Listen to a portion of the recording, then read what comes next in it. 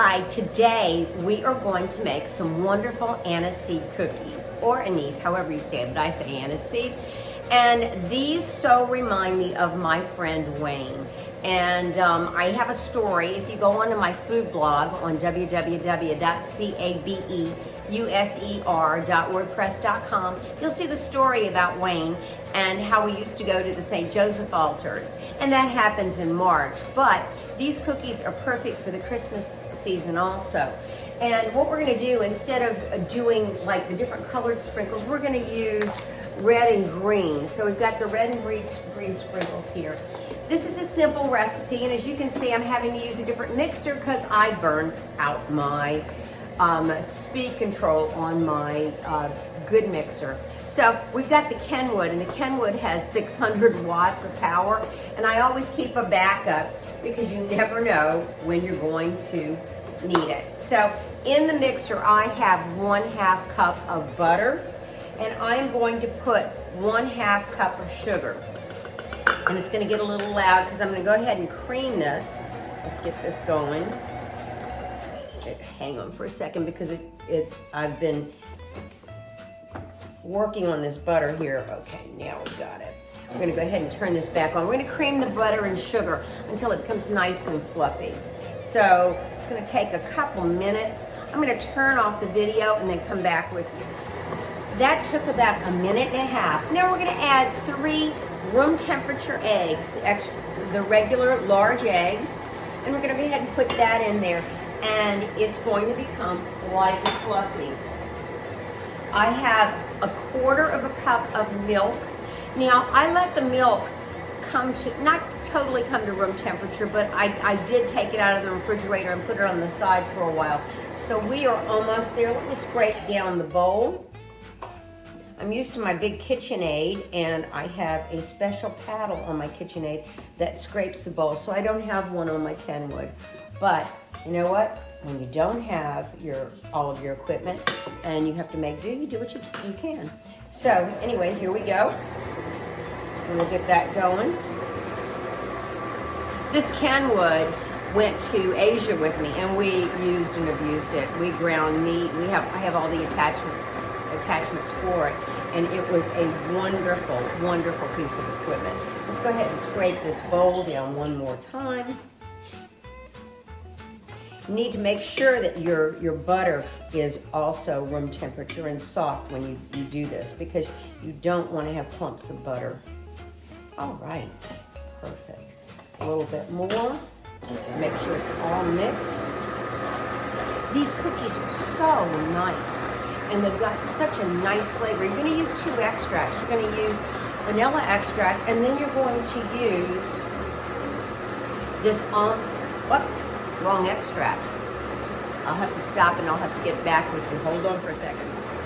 You always need to be careful what you grab out of the pantry. So anyway, here it is, the anise extract. All right? And so we're going to go ahead and stop this. And we're gonna add the milk. So we added the milk. We're gonna add, let's see, here it is. We're going to add 2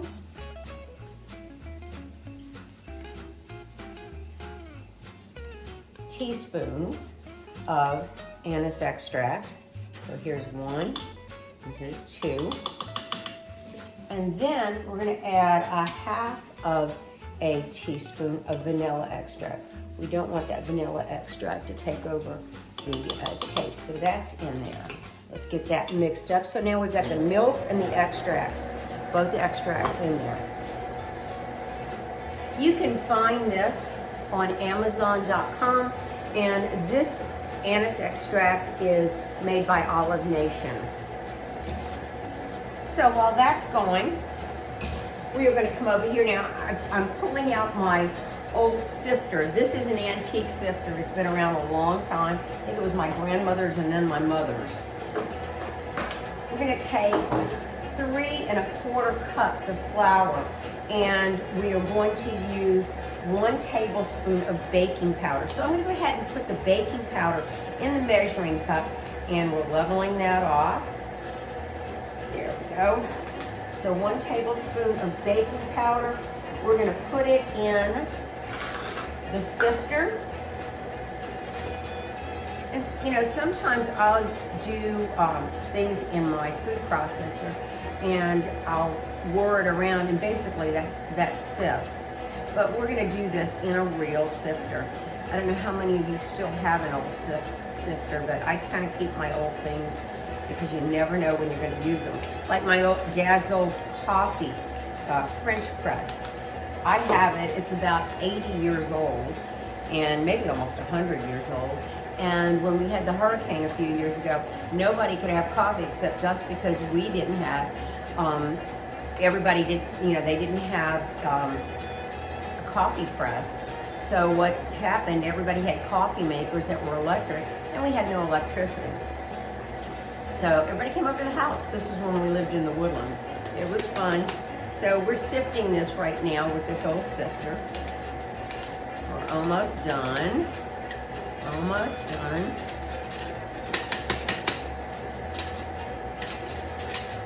There we go, we are done.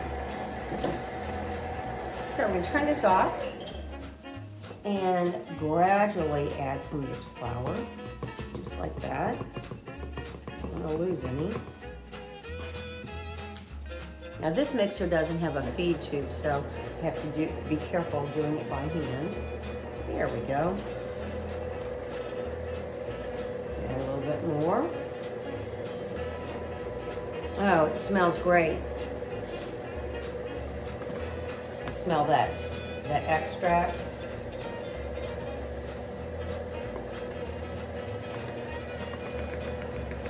And as I said, these were the same cookies basically that when we went to the St. Joseph altar, those were ones they put in the bag.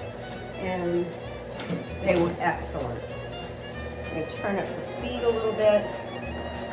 The dough is going to be a little damp, but not that bad.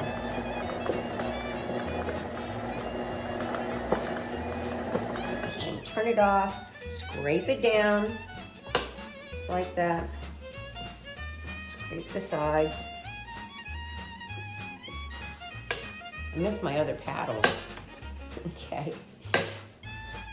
All right, let's get this going. Now, I know you might be tempted to eat the dough. Since it's got raw eggs, I wouldn't do that, but people do.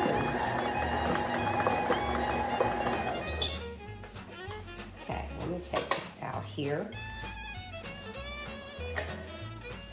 We're going to scoop this out with this little Pampered Chef ice cream scoop. And I really like this little scoop. It's a perfect size for these cookies. Sometimes I don't even fill it up all the way though, because you know, when you have all these Christmas cookies, sometimes there's so much, so you just want a little bite or a little taste. Okay, see how the dough is sticky? Okay. Now I've already got my silk hats ready to go.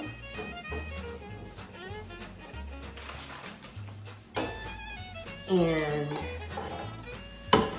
I won't put the sprinkles on because I'm going to make a glaze in a little bit, and that glaze will go on them after they're baked.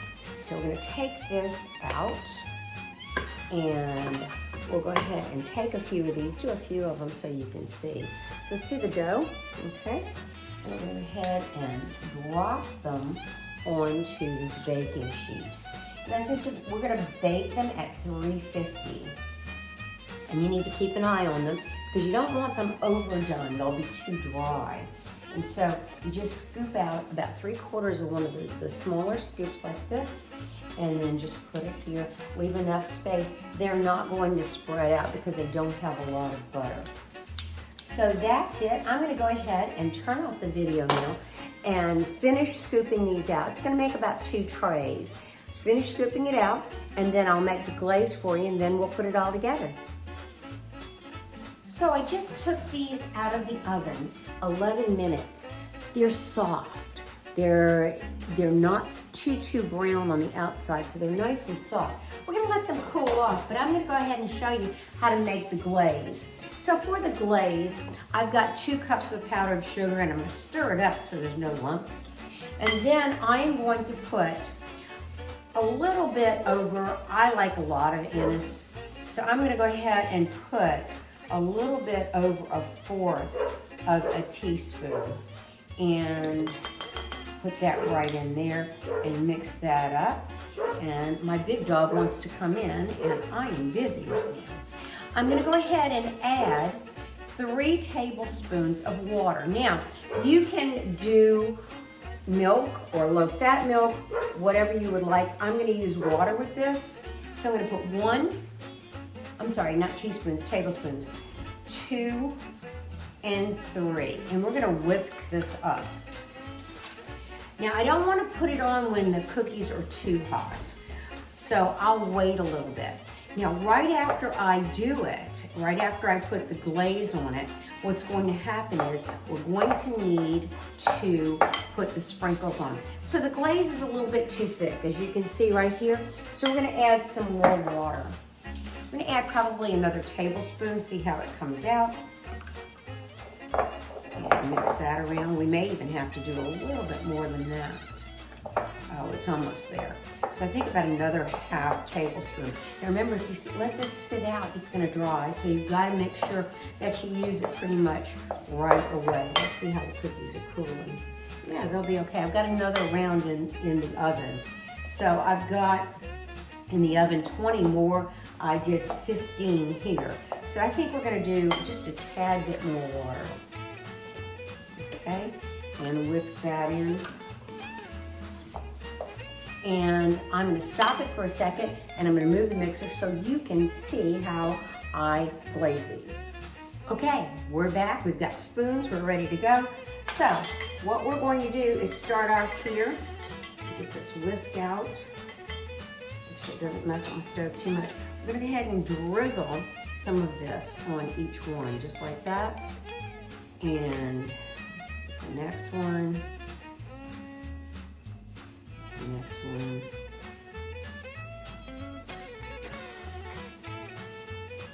I'm going to stop it for a minute. We'll go back, take a few of the sprinkles, sprinkle them on top, like that. I'm excited about these. I love it. Like I said, around this time of year, so many of these things that I make remind me of times gone by. And my friend Wayne was one character. Absolutely loved him. And he is very missed. He would be so proud of his grandchildren and his children. So I'm gonna get up close. You might want to make a little extra of this for the topping. Depends on how much you use.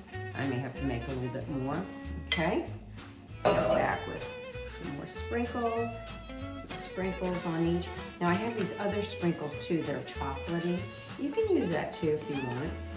I'll show you what they look like here in a second. Okay, so these are holiday mini baking chips, and you can do those too. Now, let me show you what these cookies look like. There we go. So that's it, and I hope you try it and enjoy it, and stay warm.